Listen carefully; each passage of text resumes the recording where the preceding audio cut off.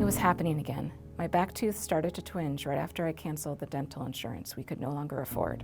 What if I had a cavity? Or even worse, another root canal? And what if that tooth cracked into pieces if I ate something the wrong way? What if?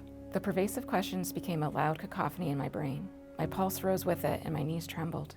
If I didn't do something soon, I knew it would come next. My heart flailing against my ribs. My lungs gasping for air even though I hadn't moved from the couch. I was about to have a full-blown panic attack. Before I got to that point, I grabbed my padlock, my turning tool, and a pick splayed out next to the TV remotes on the coffee table. And I got to work.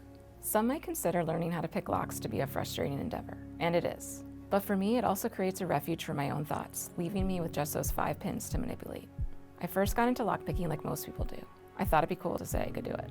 5 years ago, my professional magician husband supported my interest and bought me a set of picks, complete with a tutorial and transparent lock, so those learning the craft can see the device's inner workings. My initial curiosity turned into a discarded hobby. The lock and set of picks gathered just in a drawer.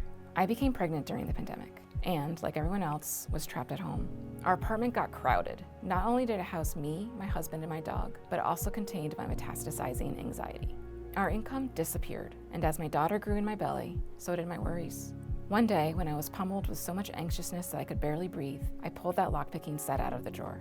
I sat with them for almost an hour. When I got up to stretch, I realized the jittered nerves that had become the refrain of my life had ebbed. I found something that forced me to be in the moment, rather than trapped in the never-ending cyclone of what-ifs. When I become completely absorbed with picking the lock, Letamendi suggested that I might have entered what neuroscientists call a flow state, where my brain gets tunnel vision and becomes highly concentrated on the task in front of me. You're very active, but it's also bringing your arousal down, she says. That's what flow really is. You're geared up and attentive, but you're not overly aroused. When our bodies and our brains are overly aroused, we're just not balanced. You found that happy medium. That happy medium doesn't require me to be actually good at what I'm doing. I still stink at lockpicking, but it calms me. The clarity and immediacy of the goal and simple turning of the pins are in my control right in front of me. The act of trying to understand the lock becomes my focus, rather than opening it. And through the fiddling and experimenting, I find a calm and sense of purpose. A moment of exhilaration when all that matters are those pins and that eventual, fulfilling click. That goal of getting the pins set in proper order grounds me. It's a challenge that's tangible, something that I can tackle in the moment, unlike those perseverating thoughts wearing me raw. I'm not the only person who has found enjoyment in lockpicking for fun rather than for work, or for nefarious purposes. Watching an expert confidently pick a lock is soothing for me, and probably for other people who have watched lockpicking videos with millions of views. My baby is now a toddler, and like most 2-year-olds, she is adept at getting her hands on every object imaginable. Things that were originally deemed off limits because mommy and daddy need them for work have suddenly become within her reach.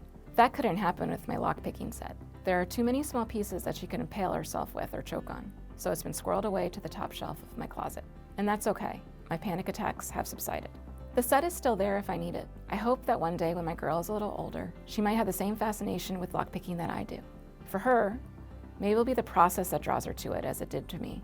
Whatever the reason, I can tell her how I was attracted to lockpicking in the days before she was born, and how it was the act of working on the lock, the way it kept me mindful and grounded, that meant more to me than unlocking it. But I must admit, it feels absolutely great when those pins line up and the lock clicks. I have opened the unopenable. For a minute, I am invincible.